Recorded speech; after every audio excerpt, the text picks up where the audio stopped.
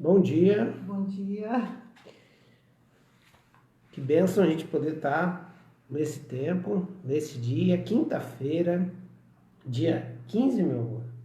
16. 16? 16. 16 de abril. 16 de abril, na verdade, ontem, dia 15, nós chegamos aqui em Blumenau em 15 de abril de 2013. E hoje foi o primeiro dia que as crianças foram para a aula. Crianças na época, né? Hoje já tem... 7 anos isso. Faz 7 anos. Faz 7 anos nós estamos em Blumenau. Bom dia, Luiz, Carlos, a Cristine, a Tina lá de Indaial. Os queridos já estão aí nos ouvindo, nos vendo. Leila, bom dia, minha querida. Tudo bem? Bom dia. Mais alguns queridos estão chegando aí também nesse dia. Eu queria dizer que hoje, amanhã na verdade, é o último dia deste 40 dias de oração. Não é sábado? Não, nosso material termina amanhã, né? E são 5 dias. Bom dia, Anice, bom dia, Vânia e Jorge, né? Bom ter vocês aqui com a gente, Eliane e Valmir, o Mariângela e Toninho lá em Atibaia, São Paulo, e esse povo aí com a gente nesse dia tão especial. Hoje nós vamos pensar, Adelino e Dora também, sejam muito bem-vindos, que bom que vocês estão com a gente. Lani, bom dia, dá um abraço no Rodolfo. A Raquel passou ali? Oi, Raquel. Ruth, Fortunato. Rude, Bert e a Silene. A Ruth também, de vez em quando aparece. Não, tá sempre ali a Ruth. Noemi também, seja muito bem-vinda. Que bom. Ontem nós falamos sobre o salmo que a Noemi nos citou, que era o Salmo 90. E o Salmo 90 tem muito a ver com a passagem de hoje, né? Nós estamos orando para que um reconhecimento, né, na oração do Pai Nosso, a última parte do Pai Nosso, o reconhecimento da soberania de Deus. E nessa frase Jesus então expressa a necessidade, né, o propósito de fazer esse reconhecimento em todas as vezes que nós oramos, ou na grande parte das nossas orações. Bom dia, Etevaldo, né, que bom você está com a gente. Cláudia e o Ailton. Ailton, Cláudia lá do Zé Almir, seja bem-vinda, querida. Ruth, você chegou, eu tinha falado de você, você está sempre com a gente. Não é de vez em quando, não, é sempre. Luiz Machado, que bom, querido. Como é que está a sua cirurgia? Recuperando bem? Que Deus abençoe aí você e restaure completamente. Ritinha, Arthur, tem gente que a gente já está mais que acostumados aqui na nossa live, né? Tanto pela manhã quanto à noite. A Jucinete também está sempre com a gente, seja bem-vinda. E nessa oração, então, Jesus termina dando glorificação ao nome do Senhor, né, em tudo. E ele vai dizer, porque teu é o reino, ou seja, eu estou orando ao Senhor e estou fazendo colocando propósito nessa oração, porque teu é o reino, o poder e a glória para sempre. Amém. E essa expressão para sempre é que nós vamos conversar hoje, porque ela tem a ver com eternidade, né? Então, o que vamos fazer na eternidade? Aliás, o que nos leva à eternidade, né? O que nos leva à eternidade faz com que a gente louve pela eternidade.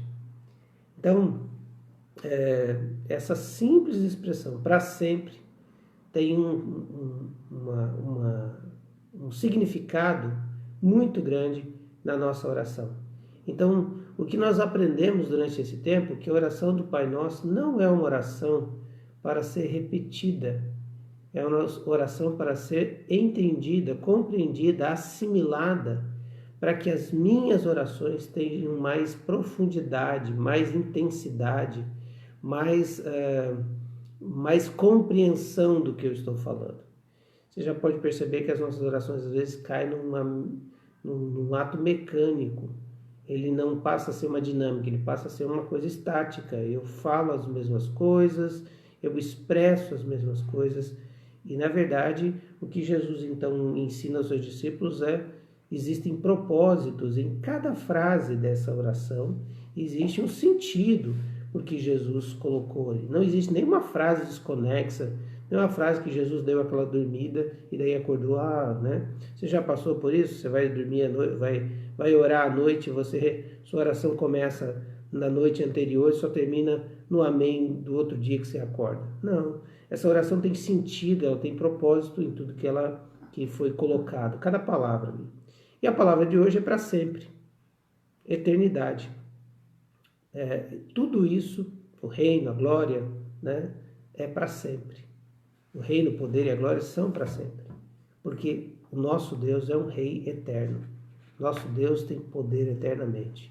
Não começou a existir, né, como a gente viu ontem, né, o ser humano existe. A coisa criada existe. Deus Ele está acima da cronologia. Por isso, nessa manhã, nós vamos ler o devocional que a Sara fez para a gente e vamos, então, aprender um pouco mais sobre essa oração.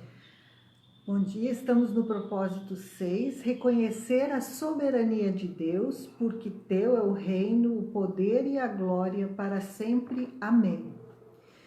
Dia 4, preparando-se para a eternidade, página 97. Depois disso, olhei e diante de mim estava uma grande multidão que ninguém podia contar, de todas as nações, tribos, povos e línguas, de pé, diante do trono e do Cordeiro, com vestes brancas e segurando palmas. E clamavam em alta voz: a salvação pertence ao nosso Deus que se assenta no trono e ao Cordeiro. Apocalipse 7, 9 e 10. No homem, as marcas da imagem divina têm sido tão obscurecidas pelo pecado que é difícil identificá-las. Mas não seria razoável crer que uma dessas marcas seja o desejo insaciável do homem pela imortalidade? Tozer. O livro de Apocalipse, muitas vezes, é encarado com muito medo e suspense. A sua mensagem é entendida muito mais como juízo e tribulação do que realmente é. Por qual motivo? Creio que seja uma má compreensão do seu alvo maior, preparar-nos para o que virá, com esperança. O futuro para o mundo é assustador, mas para os cristãos é esperançoso e vivo. Por isso, nada melhor do que finalizar nossas reflexões pensando na esperança apresentada no livro de Apocalipse. O texto de hoje, Apocalipse 7, 9 e 10, nos apresenta uma realidade futura inspiradora. João está diante de mais uma visão e essa é apresentada com uma enorme multidão incontável e bem diversa. Havia nesse local pessoas de todas as nações, tribos, povos e línguas. Imagino a cena de povos de origem árabe, indígena, europeia, asiática, africana, todos juntos, em pé, diante do trono e do Cordeiro, com vestes brancas e segurando palmas. Apocalipse 7, 9. As vestes brancas simbolizam a santidade baseada no sangue de Jesus, enquanto as palmas simbolizam a vitória já conquistada, não por outra maneira do que pela morte do Cordeiro na cruz. Por isso, essa visão é esperança para nós. Essa multidão trazia em suas palavras o reconhecimento da grande salvação que recebeu. Clamavam em alta voz: a salvação pertence ao nosso Deus que se assenta no trono e ao Cordeiro. Quanta beleza contida nessa visão! Todos os anjos estavam de pé ao redor do trono, dos anciãos e dos 4 seres viventes. Eles se prostraram com o rosto em terra diante do trono e adoraram a Deus, dizendo amém. louvor e glória, sabedoria, ação de graças, honra, poder e força sejam ao nosso Deus para todos sempre. Amém. Apocalipse 7, versículo 11 e 12. Os santos de todos os tempos, junto com os anjos e os seres celestiais, louvando ao Senhor. O que faremos na eternidade? Louvaremos ao Senhor.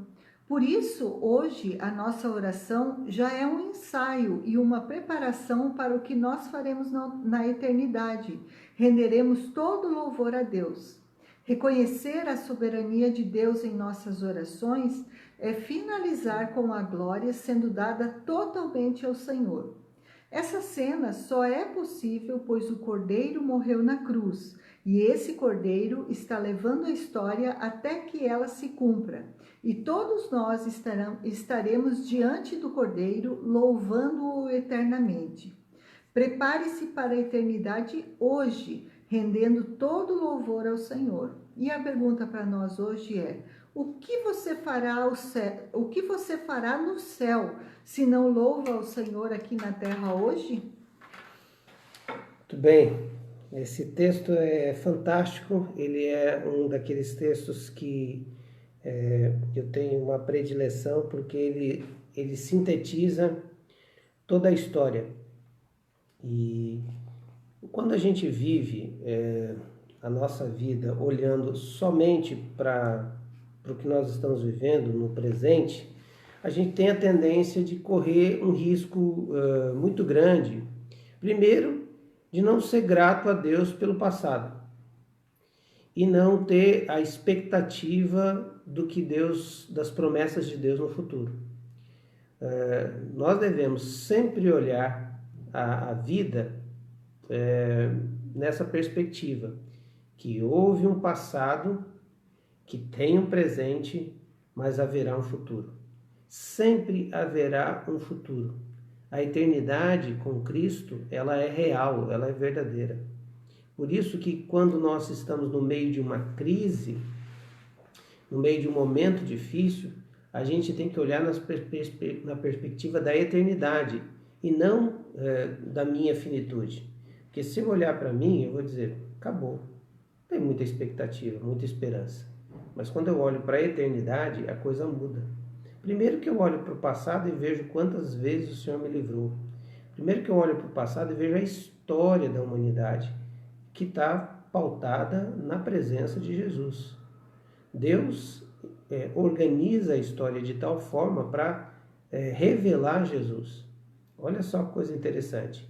A história bíblica vai mostrar o início com Adão, o pecado, e aí mostra para a gente por que nós sofremos e passamos tantos problemas nessa vida, porque nós temos um vírus mortal chamado pecado, que eu falei ontem na nossa live. Jesus está então prometido e Deus começa a história de Abraão para revelar um povo, para dentro desse povo revelar o Messias, para esse Messias trazer a salvação que vai ser eterna. E o presente que eu já vivo nesse Senhor Jesus pela fé, e já experimento pela fé as coisas do porvir. É por isso que o cristão hoje, ele já faz algumas coisas que ele vai fazer na eternidade, porque ele já desfruta da eternidade aqui. Por exemplo, um dia Jesus vai voltar em glória, e isso é a verdade bíblica mais sublime.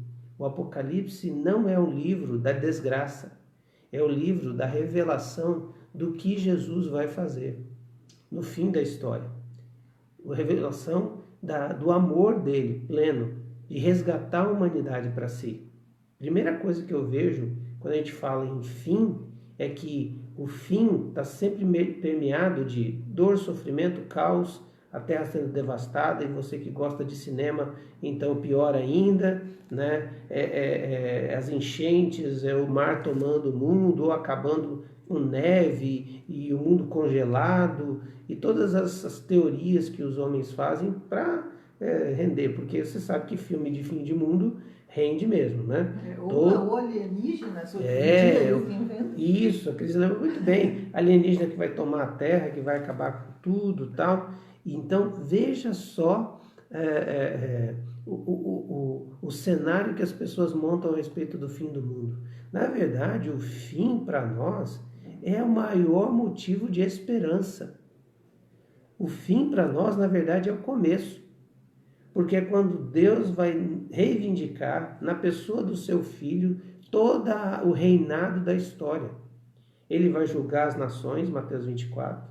Ele vai colocar o inimigo no lugar onde ele deve estar, em Apocalipse. Ali vai dizer sobre isso, que ele vai ser lançado no lago de fogo ardente. Deus vai chamar para si a adoração do seu povo. Deus vai chamar para si o seu povo. Novos céus e nova terra, e nós vamos habitar para reinar com ele eternamente. O fim para nós é o começo. O fim para nós é quando realmente a história vai começar. Deus não foi pego de surpresa, mas o projeto dele, o plano dele, não é frustrado. Jó vai dizer isso e com a propriedade. Nenhum dos teus planos são frustrados, Senhor. Deus não perdeu o controle da história. A eternidade vai mostrar isso, porque nós avaliamos a história da nossa cronologia pequena, de 80, 90, né? E agora com essa longevidade que nós estamos tendo aí, pessoas vivendo até 100 anos, mas isso é um pequeno momento da história, um pequeno momento, mas Deus avalia e está Senhor sobre toda a história. O fim, quando Cristo reinar em glória, vai ser para trazer de volta a ideia do plano original, lá do Éden, que Deus queria ter um relacionamento com sua humanidade, com seus seres criados, de face a face. Lá no fim, vai restaurar a imagem e semelhança que foi perdida ao longo da história. Essa frase do Tozer tem uma coisa muito interessante. Ele vai dizer que porque nós temos ainda esses resquícios da presença de Deus, né, esses resquícios das características da imagem e semelhança de Deus, mostra a nossa ligação com a eternidade. Eclesiastes vai dizer que nós temos anseio pela eternidade. Nós temos anseio por aquilo que é transcendental. Nós temos anseio por aquilo que nós nem conhecemos direito. Por quê? Porque em nós há uma raiz da eternidade, há uma imagem e semelhança, mesmo que seja uma marca d'água tão apagada por causa do pecado, mas há uma ansiedade em nós, há um desejo em nós. Por quê? Porque nós fomos criados para a eternidade. Eu e você fomos criados para a eternidade porque Deus nos criou assim. Deus nos criou para viver com Ele eternamente. Então, o fim da história é um recomeço. Segundo, o fim da história, a eternidade, vai ser para mostrar o quanto nós fomos restaurados, resgatados, redimidos do nosso pecado. Só lá, queridos, só lá nós vamos ter a ideia do tamanho da salvação que o Cordeiro fez por nós. Só lá. Aqui nós temos nuances, aqui nós temos vislumbres, aqui nós temos os momentos onde a gente fala assim, como eu sou pecador, o Espírito Santo mostra, né?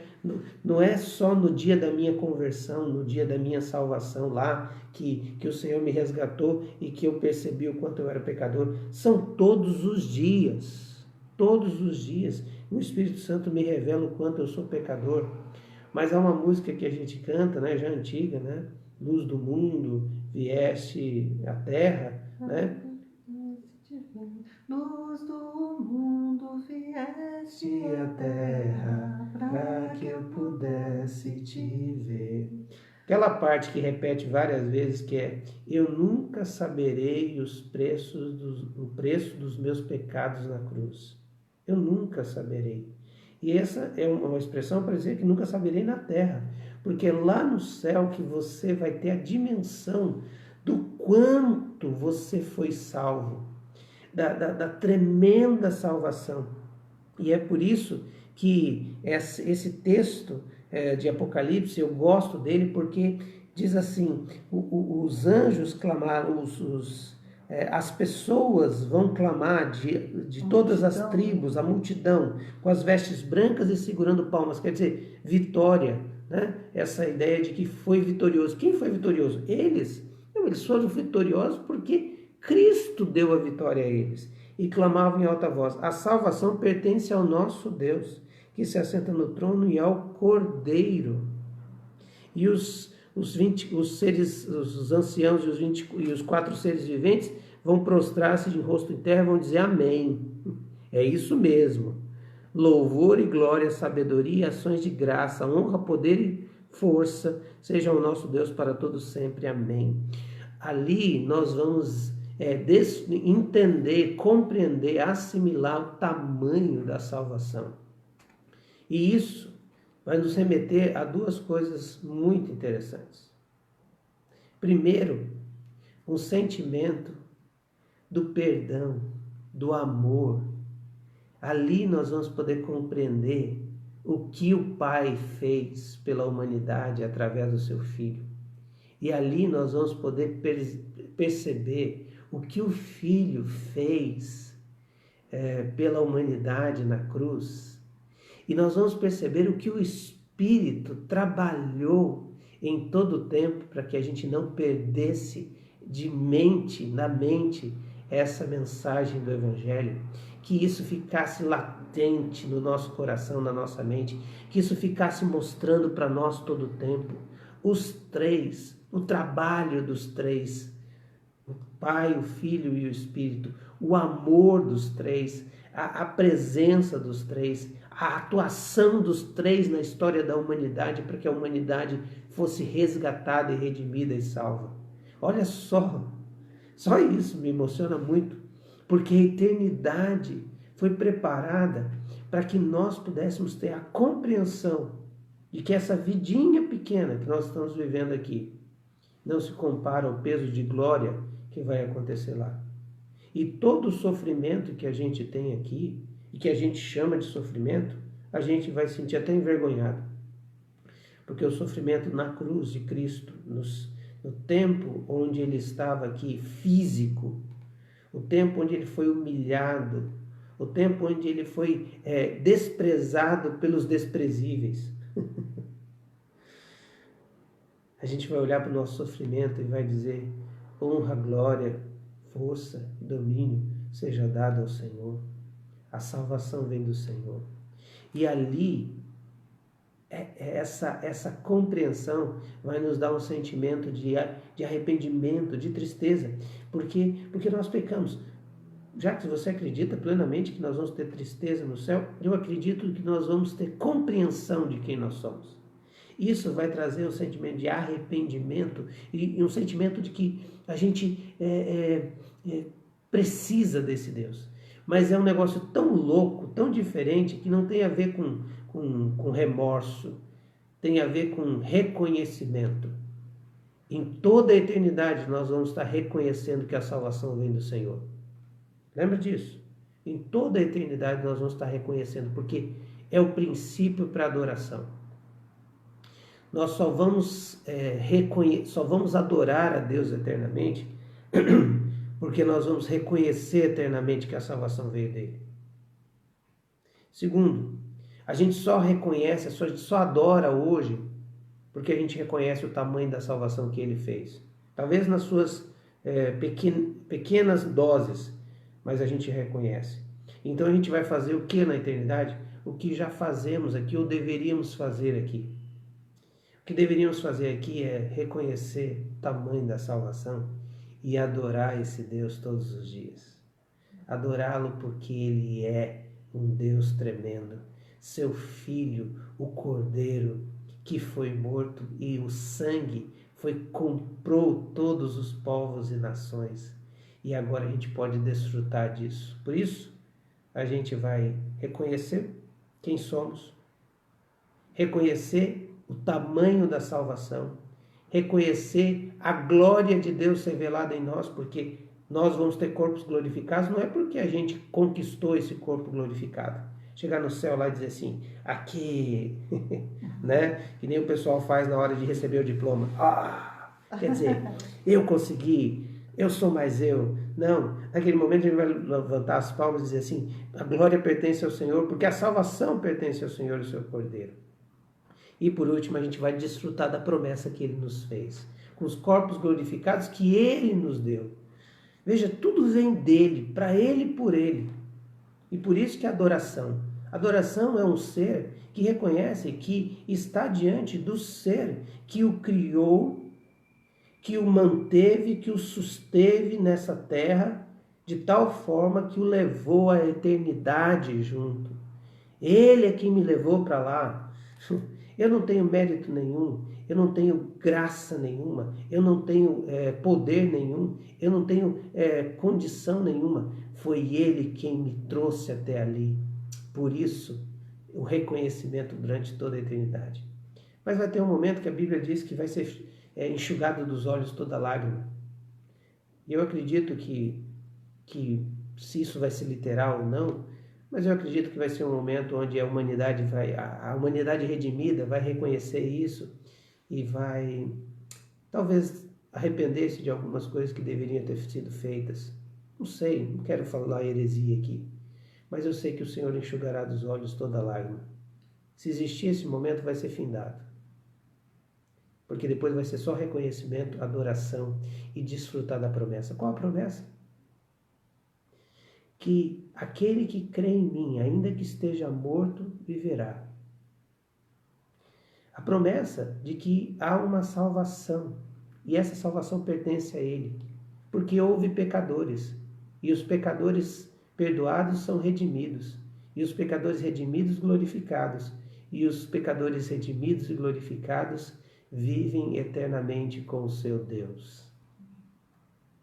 Queridos, começa a adorar agora. Começa a viver uma vida de adoração. Eu não sei qual é a tua agenda. Se a tua agenda for de murmuração, de reclamação, se a tua agenda for de olhos baixos, que não consegue olhar para a eternidade, só consegue ver o dia de hoje. O dia de hoje tem louça, tem roupa, tem trabalho. O dia de hoje tem angústias porque não sabe como vai pagar as contas de amanhã. Se você olha só para baixo, então eu queria que você levantasse os olhos, porque quando você levantar os olhos, você vai ver a glória do Senhor. E você vai ver a eternidade que Ele é Senhor. Porque todas essas coisas que estamos vivendo hoje vão passar. Mas a palavra dele não vai passar. A palavra dele é única, é verdadeira e é eterna. E a promessa dele vai se cumprir. Levanta os seus olhos para que você possa adorar o Senhor. Eu tive uma experiência esses dias, fiz uma limpeza aqui no meu escritório, uma super limpeza, e fui descobrindo algumas coisas, e em um delas 2 diários, quais eu notava algumas coisas. O que eu constatei com a Cris, foi que tudo aquilo que eu estava vivendo, sofrendo e entristecido naquele momento, naquele dia, já não existe mais. Se ele já passou em menos de anos, o que será da eternidade? Levanta os seus olhos, aspira à eternidade e se inspire pela eternidade. Entenda que na eternidade vai ser o seu Deus, o Cordeiro, os anjos, todos os seres celestiais, a humanidade redimida, vivendo no novos céus e numa nova terra. Essa é o preparo. Então, desde já, começa a fazer aquilo que você vai fazer pela eternidade. Adorá-lo, na beleza da santidade dele. Puxa um pouco a eternidade para o dia de hoje. Quando nós adoramos ao Senhor e nós entramos nessa conexão com Deus e sentimos a sua doce presença, a gente puxa o céu para a terra. A gente puxa a eternidade para a finitude do dia. E a gente começa já a ter essa nuance do que vai ser. Lembra de Paulo quando diz, e ele diz assim de uma maneira humilde, ele não quer dizer, conheço um homem que foi até o terceiro céu, e ele viu coisas que são indizíveis. Ele estava dizendo dele mesmo, da experiência dele, dos momentos de oração. E é assim que a gente vai viver nessa terra, tendo nuances do céu, buscando a presença de Deus, sentindo a eternidade em nós. Sabe por quê? Porque assim, aquilo que é corruptível, aquilo que é temporário, vai ser tomado pelo aquilo que é fora de tempo. E nós não vamos atentar para as coisas que nós não vemos, mas as que nós não vemos. Porque as que não vemos são eternas e as que vemos são temporais. Que o alto venha nas nossas orações. Que a eternidade nos visite em vislumbres. Um dia a gente possa dizer: Senhor, porque teu é o reino, o poder e a glória para sempre. Amém. Eu queria relembrar aqui que a Áurea pediu sobre o seu sobrinho, Miguel, que está internado em estado grave com meningite bacteriana. Ele tem 10 aninhos, está sofrendo muito, né? Que Deus faça o seu milagre. Ele é da Igreja Batista lá de Marília, né? Vamos clamar sim, Áurea, pela vida deles, vamos clamar pelos outros queridos aqui, e fazendo esse tempo de oração, sim, tá? Muito bem, queridos, vamos orar então, orando e adorando ao Senhor desde já. Paizinho, Pai de amor, Senhor Deus, nós te pedimos perdão, Senhor, porque tantas e tantas vezes a gente cai no erro de ser ingrato, de ser murmurador, de ser egoísta, de ser triste, Senhor, de não reconhecer o Senhor em tudo que temos e somos. Senhor, o Senhor tem nos dado saúde, estamos, Senhor, bem, estamos podendo te louvar e pensar. O Senhor nos deu raciocínio, o Senhor nos deu tantas coisas, Senhor, e me perdoa, Pai, porque muitas e muitas vezes eu me esqueço do quanto eu tenho para te agradecer. E nesse dia, Senhor, glória ao teu nome, porque teu é o reino, o poder e a força, Senhor. E é de ti que vem a nossa força, Senhor. E nos ajuda, Senhor, porque não sabemos como fazer. E eu te louvo, Pai, porque o Senhor tem sempre a gente nas suas mãos. E podemos confiar que o Senhor tem grandes planos para nós, e isso envolve a gente ser luz, a gente ser sal aqui na terra, a gente viver todo dia com o Senhor na nossa vida, Senhor, transparecendo o teu amor por nós. Senhor, eu te louvo e quero pedir sobre cada um dos meus irmãos, agora os nossos pedidos, aqueles que têm pedido, mas em especial, Senhor, nós queremos colocar a vida do Miguel, esse menino, Senhor, que está tão enfermo naquele leito, Senhor, tem misericórdia, Senhor, e traz cura sobre ele. Meningite é uma coisa tão sensível, que não haja sequela, Senhor, mas age com o teu poder, vai ali, Senhor, e intervém, usa a mão dos médicos, usa toda a equipe que está em volta dele, livra ele, Senhor.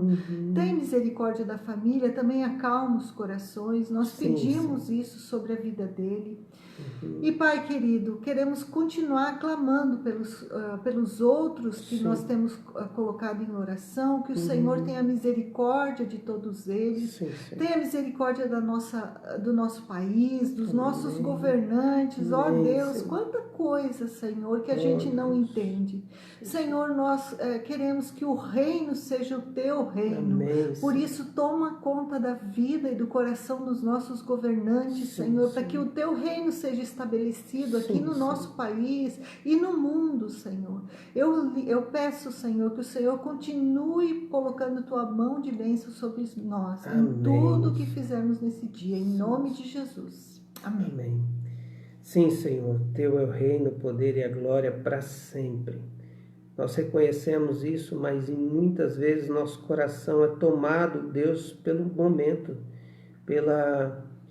pelo momento que estamos vivendo, Deus, pela finitude, pela cronologia, pelo cronos, pelo relógio, pela agenda, pela dificuldade de hoje, pela dificuldade de amanhã. Ó Senhor, tem misericórdia de nós e renova a nossa esperança de que um dia todas essas coisas vão passar e que o Senhor já está presente aqui no nosso meio, no presente, no dia de hoje. Que o Senhor já reina hoje nas nossas vidas, mas um dia reinaremos contigo por toda a eternidade. Senhor, essa cena de Apocalipse 7, pintada de uma forma tão artística, ó Deus, pelo Senhor, a visão que o Senhor deu ao apóstolo João. Deus, é rica, é tão renovadora para nós.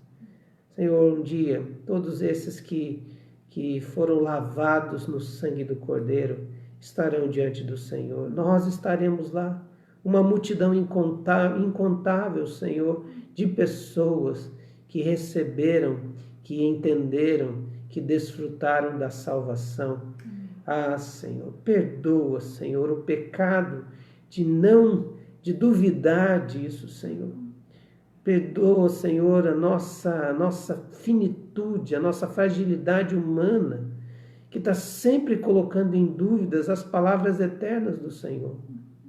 Mas nessa manhã, nós queremos dizer, louvado seja o teu nome, em todos os momentos, nos dias bons e nos dias maus, louvado seja o teu nome. Senhor, louvado seja o teu nome pela crise, louvado seja o teu nome pelos momentos difíceis, porque todos eles nos remetem ao Senhor. Que todas as crises nos façam chegar para próximos de Deus, próximos do Senhor, e assim desfrutarmos da sua doce presença e assim lhe adorar pelo que o Senhor merece. Ó Deus, obrigado por isso. Quero continuar clamando, Deus, pela família da Áurea. Ó Deus, os pais do filho Miguel, Senhor. Pai, a família. Pai, usa, Senhor, a medicina. Tem misericórdia. Renova, ó Deus, essa vida. Arranca, ó Deus, essa bactéria. E traz, ó Deus, cura sobre ele sem nenhuma sequela, em nome de Jesus. Eu quero lembrar daqueles, ó Deus, que estão vivendo um momento de dificuldade. Estão olhando, Deus, para a sua cozinha, olhando, Deus, para a sua geladeira, olhando, Deus, para o lugar onde guarda os mantimentos e não vendo, Senhor. Ah, Deus, que eles não sintam falta de nada, que eles desfrutem do poder do pastor deles e que nós sejamos parte da oração que eles fizeram nessa manhã pelo pão de cada dia. Pai, que ao final dessa luta, dessa crise, dessa dificuldade, nós possamos dizer, realmente o Senhor se revelou a nós mais poderoso nesse meio. E que a gente saia dessa crise glorificando Cristo e o adorando assim como faremos por toda a eternidade. Eu lhe peço algo especial nessa manhã. Dá experiências, ó Deus, aos meus irmãos, aos nós, contigo, Senhor, em oração. Revela-te a nós, poderoso, Senhor.